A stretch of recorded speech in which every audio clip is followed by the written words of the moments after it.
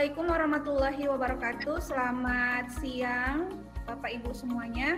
Pada kesempatan kali ini kami dari kelompok 3 akan melakukan coaching dengan deskripsi sebagai berikut. Anda memperhatikan seorang murid yang tidak mau bekerja sama dengan teman-temannya. Dia selalu memiliki alasan seperti tidak cocok dengan teman-temannya atau dengan alasan lain. Dia memilih bekerja sendiri dan mengumpulkan tugasnya sendiri.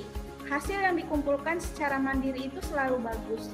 Bagaimana Anda menyikapi hal ini? Adapun yang berperan sebagai coach pada kasus 1 kali ini adalah Bapak Muhammad Yusuf Harahap, dan yang berperan sebagai coachee adalah Ibu Siti Naisa dari Monte. Kepada Bapak dan Ibu, kami persilahkan. Siti, bisa kemari sebentar? Iya Pak, ada apa Pak? Bapak mau cerita ini. Cerita apa ya Pak? Apa yang saya punya masalah Pak? Kok saya jadi deg-degan nih Pak? Jangan deg-degan dulu lah, ndak apa-apa kok. Lalu Pak, cerita apa Pak? Begini nak, sebagai wali kelas kamu, Bapak selalu melihat kamu itu kurang semangat loh dalam belajar akhir-akhir ini. Memang benar Pak. Kok Bapak tahu? Iya, Bapak memang tahu. Karena setiap belajar, kamu itu tidak terlihat aktif bekerja sama dengan teman lainnya. Dan kamu itu kok lebih cenderung kerja sendiri saja. Mengumpulkan tugas juga sendiri. Walaupun sebenarnya hasil kerja kamu itu bagus loh nak. Iya Pak, memang benar. Sebenarnya inilah waktu yang saya tunggu-tunggu karena saya mau curhat kepada Bapak. Boleh Pak? Boleh sekali nak. Makasih ya Pak. Sama-sama. Baiklah kalau begitu. Jadi sekarang Bapak ingin bertanya ke kamu. Apa sih yang bisa Bapak bantu dari curhatmu hari ini kepada Bapak? Begini Pak, sebenarnya saya ingin aktif di setiap kegiatan di sekelompok saya loh Pak. Terus selain aktif di setiap kegiatan diskusi kelompok, ada lagi? Saya Pak, ingin pendapat saya dihargai teman kelompok saya Pak. Oh begitu rupanya. Kira-kira apa penyebab kamu itu tidak aktif dan pendapat kamu itu tidak selalu didengar oleh teman kelompok kamu? Begini loh Pak, setiap kerja kelompok, saya itu selalu menjadi objek pengerjaan tugas oleh teman kelompok saya. Mengapa bisa demikian ya nak ya? Karena Pak, saya merasa bahwa setiap kerja kelompok, pendapat yang mereka ajukan itu salah Pak. Baik, kalau itu pendapat kamu. Lalu, menurut kamu, apa sebenarnya manfaat dari kerja dalam sebuah kelompok? Ya, salah satunya Pak yang meringankan pekerjaan lah Pak. Bagus sekali. Ada lagi nak yang bisa kamu utarakan? Ada Pak. Kita harus menghargai pendapat teman walaupun berbeda dengan pendapat kita Pak. Ya, bagus sekali. Jawabanmu masih bagus sekali. Baik, dari jawaban-jawaban tadi, apakah kegiatan yang sudah kamu lakukan sebelumnya di kelompok itu sudah sesuai dengan tujuan dari sebuah diskusi kelompok yang kamu sebutkan tadi? Sepertinya Pak, belum ya Pak ya. Oke, kalau memang jawaban kamu belum, apa alasannya? Coba ceritakan ke Bapak. Saya Pak sepertinya tidak mau tahu dengan jawaban orang lain Pak. Saya juga tidak percaya Pak sama jawaban mereka Pak. Begitu rupanya ya.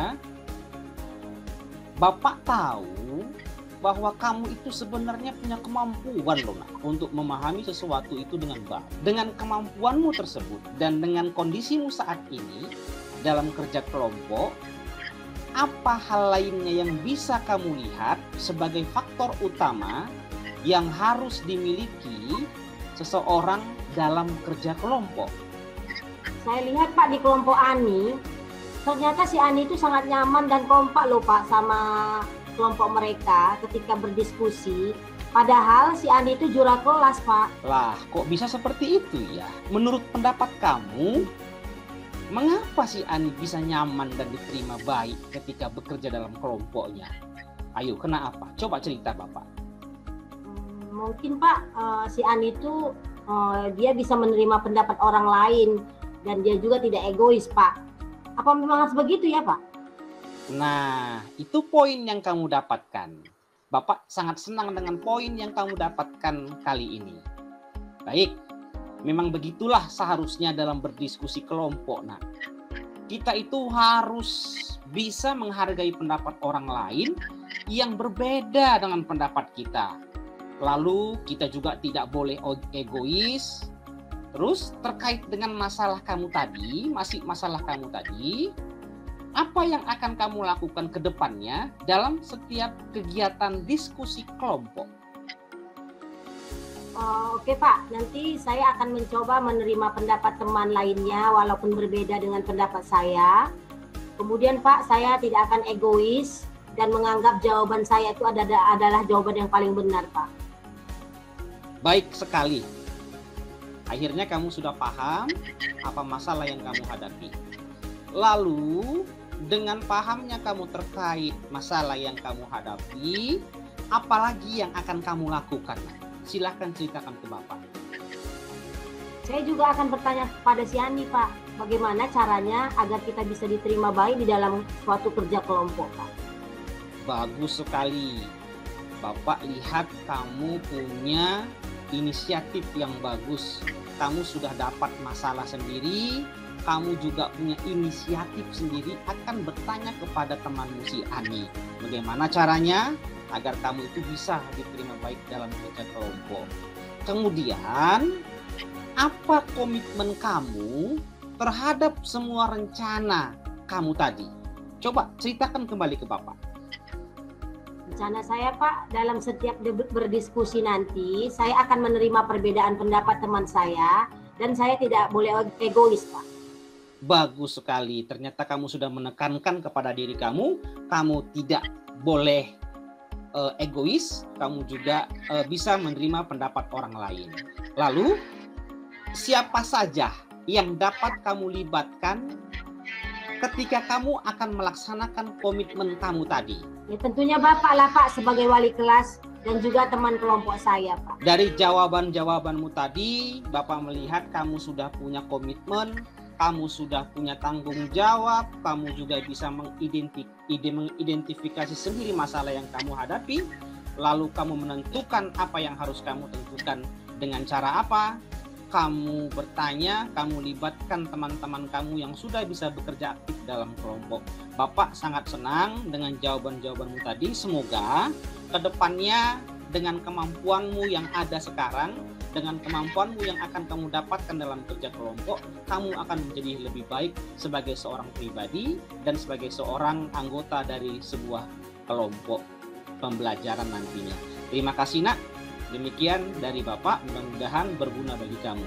Terima kasih. Baik, itulah tadi proses coaching di kelompok 3 pada kasus pertama.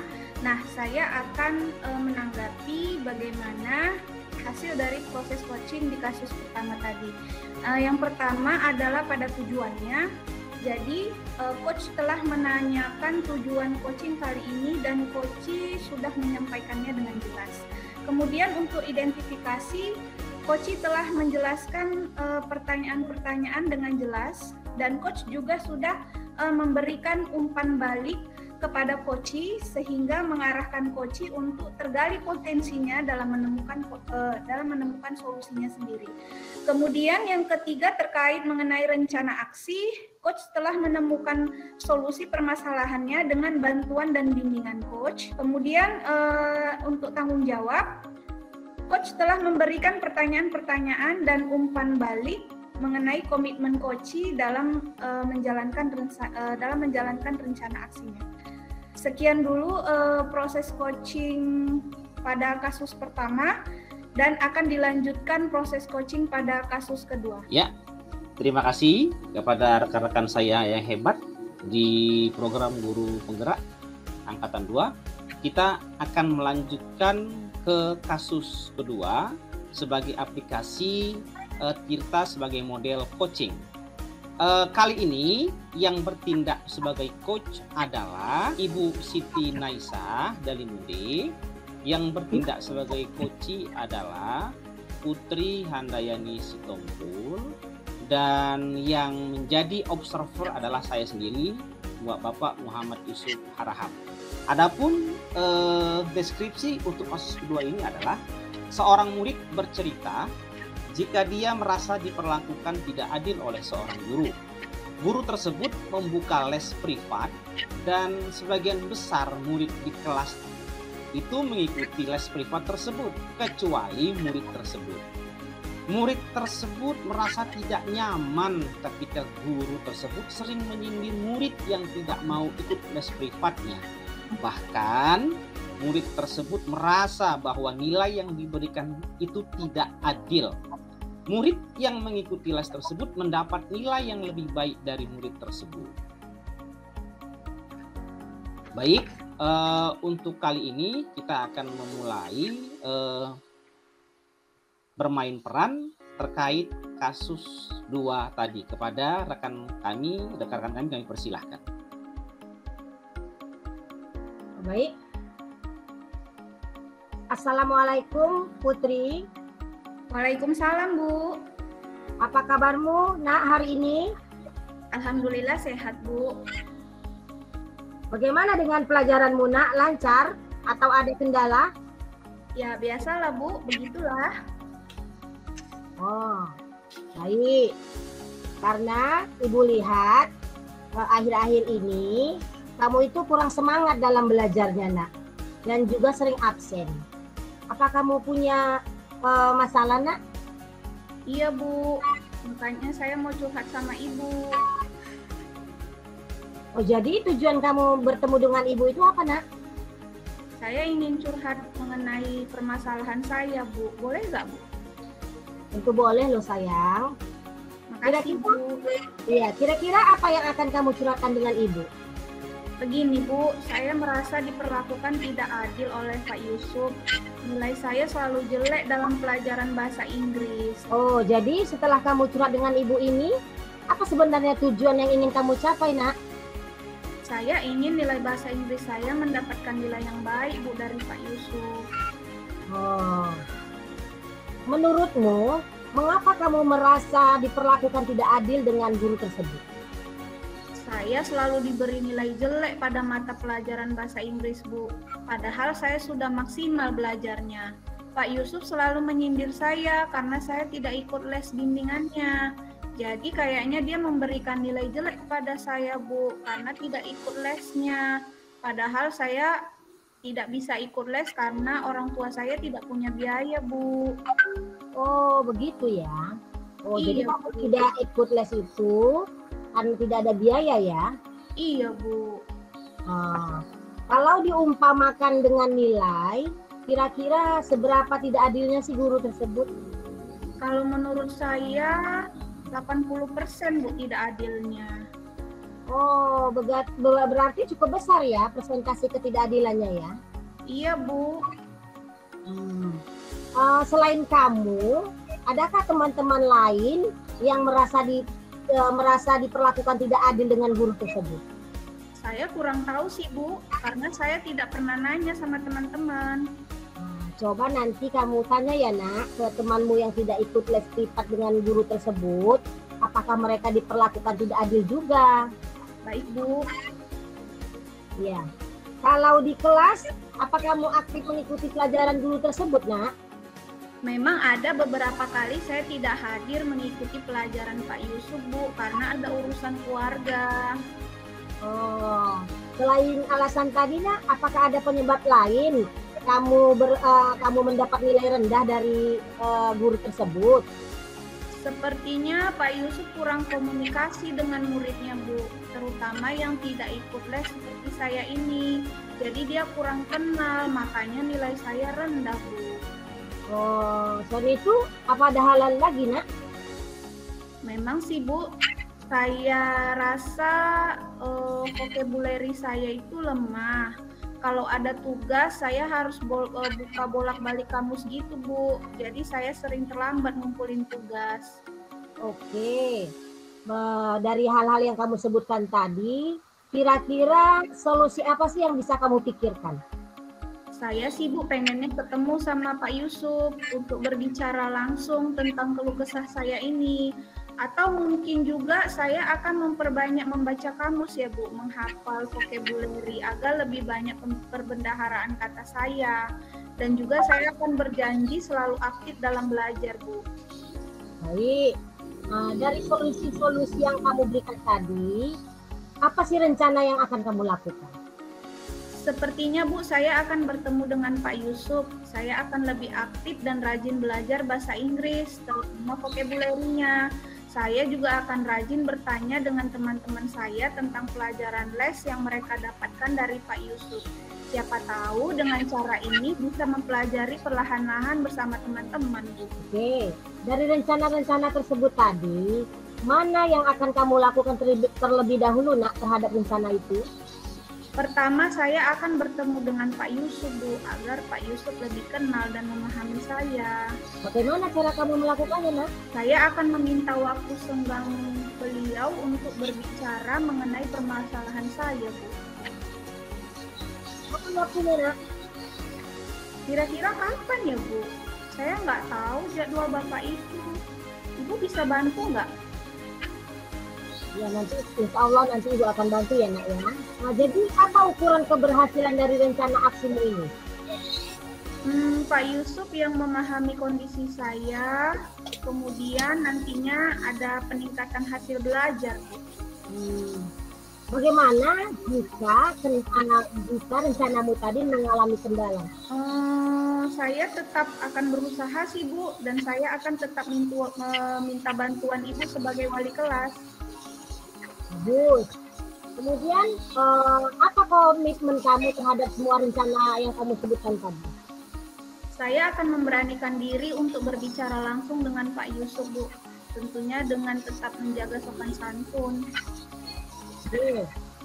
Siapa saja yang dapat membantumu untuk melaksanakan komitmen tersebut, Nak? Saya harap sih Ibu, karena Ibu kan wali kelas saya, dan saya berharap dapat dukungan dari teman-teman. Kemudian hal apa yang akan kamu lakukan selanjutnya? Tentunya saya akan lebih giat lagi belajar, Bu. Bagus, nah. Mudah-mudahan pertemuan kita kali ini bermanfaat bagimu, dan mudah-mudahan juga komitmen yang sudah kamu rencanakan dapat direalisasikan secepatnya ya, Nak ya. Siap, Bu. Baik. Demikian praktik coaching yang dilakukan dua rekan saya. Berikutnya saya sebagai observer akan mencoba memberikan komentar terkait interaksi yang terjadi antara coach dan coachee. Yang pertama, dari segi tujuan, menyampaikan tujuan coaching. Komentar saya dalam praktik coaching tadi yang barusan saya amati sudah terlihat atau nampak tujuan yang ingin dicapai. Terlihat dari pertanyaan yang disampaikan seorang coach kepada coachee-nya. Ini bisa dibuktikan dengan kalimat seperti berikut. Jadi, tujuan kamu minta waktu bertemu dengan ibu itu untuk apa, nak? Itu yang pertama. Yang kedua, identifikasi, memberikan pertanyaan-pertanyaan dan umpan balik yang mengarah pada identifikasi potensi coachee. Komentar saya dalam identifikasi pertanyaan seorang coach sudah terbuka dan mampu mengeksplorasi coachee dengan respon yang cukup lancar. Coach juga aktif memberikan tanggapan dan umpan balik. Dalam interaksi tadi dapat dilihat dari kalimat seperti berikut. Menurutmu, mengapa kamu merasa diperlakukan tidak adil dengan guru tersebut dan apa usaha kamu untuk hal tersebut? Untuk yang ketiga, tentang rencana aksi, yaitu memberikan pertanyaan-pertanyaan dan umpan balik mengenai rencana aksi coachee dalam menyelesaikan permasalahannya. Komentar saya sudah terlihat dalam percakapan tadi dengan adanya pengambilan keputusan oleh coachee itu sendiri secara mandiri dengan kalimat-kalimat seperti berikut. Oke, dari hal-hal yang kamu sebutkan tadi, kira-kira solusi apa yang akan kamu pikirkan, Nak? Lalu dengan respon cepat dan pengambilan keputusan oleh coach sendiri, ada kalimat seperti berikut. Saya ingin bertemu Yusuf, Bu, untuk berbicara langsung tentang keluh kesah saya ini. Itu sebagai bukti dari poin tadi untuk rencana aksi. Untuk yang keempat, dan sekaligus terakhir, tanggung jawab. Memberikan pertanyaan dan umpan balik mengenai komitmen Koci dalam menjalankan rencana aksinya. Komentar saya, dapat kita lihat dan dengar tadi bahwa coach mengarahkan Koci untuk mengambil suatu keputusan berdasarkan komitmennya sendiri secara mandiri. Ini bisa dibuktikan dengan ungkapan atau kalimat yang ada di interaksi tadi seperti berikut. Apa komitmen kamu terhadap semua rencana tadi, Nak? Itulah observasi yang bisa saya lakukan beserta komentar yang bisa saya kaitkan dengan interaksi antara coach dan coachee dalam kasus kedua ini. Terima kasih. Assalamualaikum warahmatullahi wabarakatuh. Waalaikumsalam warahmatullahi wabarakatuh. Selamat siang, salam sehat bagi kita semua. Siang, kami dari kelompok 3 ingin melakukan kegiatan praktek coaching pada kasus 3. Di sini saya, Siti Nesa Dalimunte, bertindak sebagai pengamat.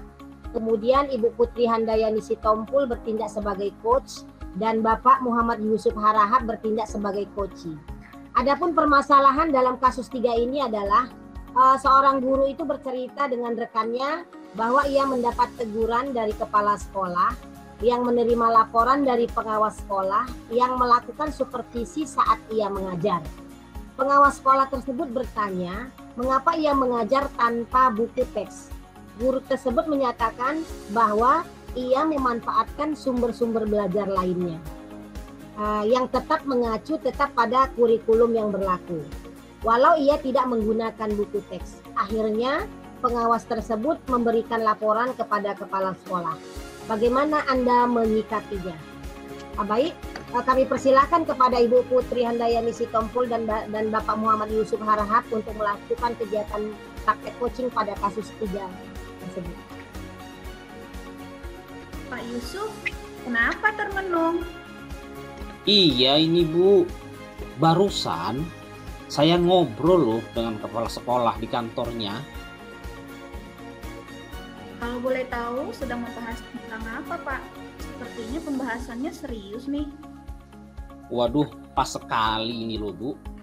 Saya memang ingin menceritakan keluh kesah saya Bu mengenai percakapan saya tadi dengan kepala sekolah. Ibu ada waktu tidak buat kita mengobrol? Tentu ada, Pak. Sekarang saya sedang tidak ada kegiatan. Terima kasih ya Bu. Saya memang kepikiran sekali Bu dengan percakapan saya tadi dengan Bapak Kepala Sekolah. Sampai-sampai Bu, saya nggak bisa konsentrasi loh untuk mengerjakan pekerjaan saya. Baik mengerjakan program semesteran saya, baik membuat soal-soal untuk ulangan harian saya, sampai semuanya terabaikan Bu. Saya juga nggak tahu sebegini luar biasanya saya tadi dipanggil Bapak Kepala Sekolah. Jadi begini Bu ceritanya. Semalam kan saya sudah disupervisi tuh oleh pengawas sekolah. Setelah itu Bapak pengawas bercerita dengan kepala sekolah tentang bagaimana hasil supervisi saya dengan pengawas semalam. Ternyata pengawas kita itu merasa keberatan loh dengan jawaban-jawaban saya. Oh, jadi itu yang mengganggu pikiran Bapak. Nah, jadi apa kira-kira yang Bapak harapkan dari percakapan kita kali ini?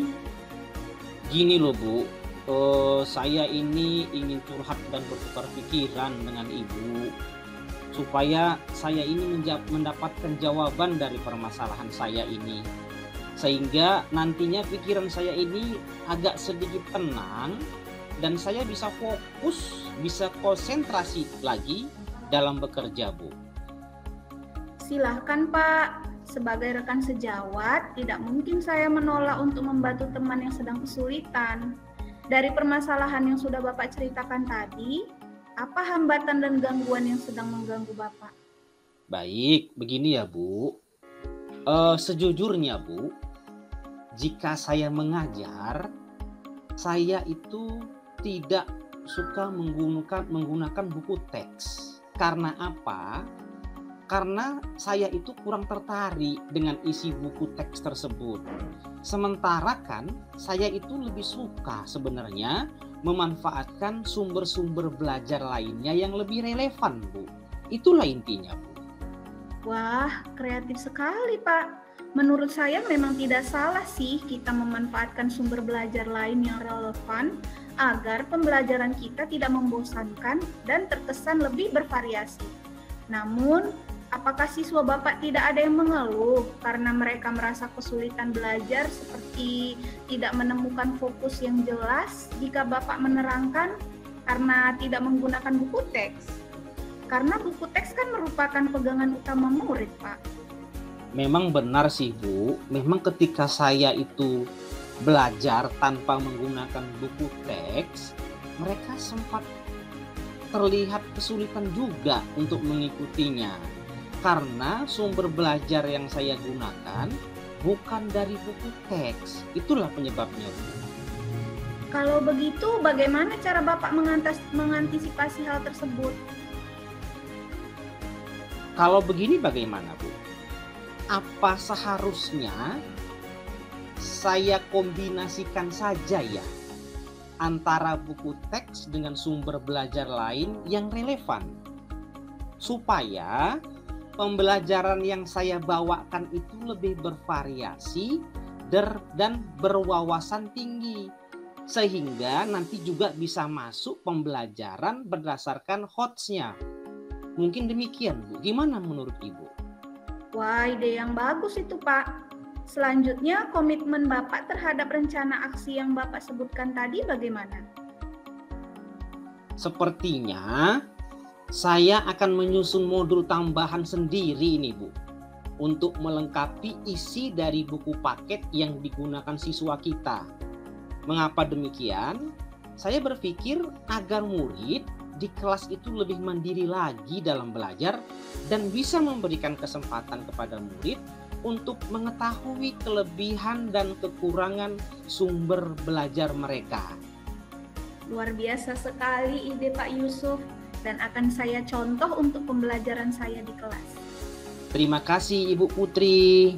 Kembali kasih Bapak. Terima kasih kepada Bapak Muhammad Yusuf Harahap dan Ibu Putri Handayani Sitompul yang telah melakukan kegiatan praktik coaching pada kasus 3. Baik, berdasarkan pengamatan saya pada praktek coaching yang dilakukan oleh Pak Yusuf dan Ibu Putri, saya simpulkan bahwa mereka sudah melakukan kegiatan proses coaching itu dalam model Tirta. Hal itu bisa terlihat dari yang pertama, pada kegiatan langkah tujuan. Coach sudah tepat karena sudah tahu apa yang ingin dicapai. Pada langkah identifikasi, coach itu sudah menggali semua hal yang terjadi pada diri coach, merespon terhadap situasi yang dihadapinya. Kemudian pada rencana aksi, pada tahap perencanaan aksi, coach sudah membantu coach memilah rancangan aksi. Dan untuk tahap terakhir yaitu tahap tanggung jawab, coach sudah mampu menampilkan percakapan yang berfokus, kemudian cermat dan menggali, kemudian dapat berkomunikasi secara asertif, membangun kualitas hubungan baik dengan coach. Demikian hasil pengamatan yang saya lakukan, lebih kurang saya mohon maaf, dan saya akhiri dengan Assalamualaikum warahmatullahi wabarakatuh. Waalaikumsalam warahmatullahi wabarakatuh.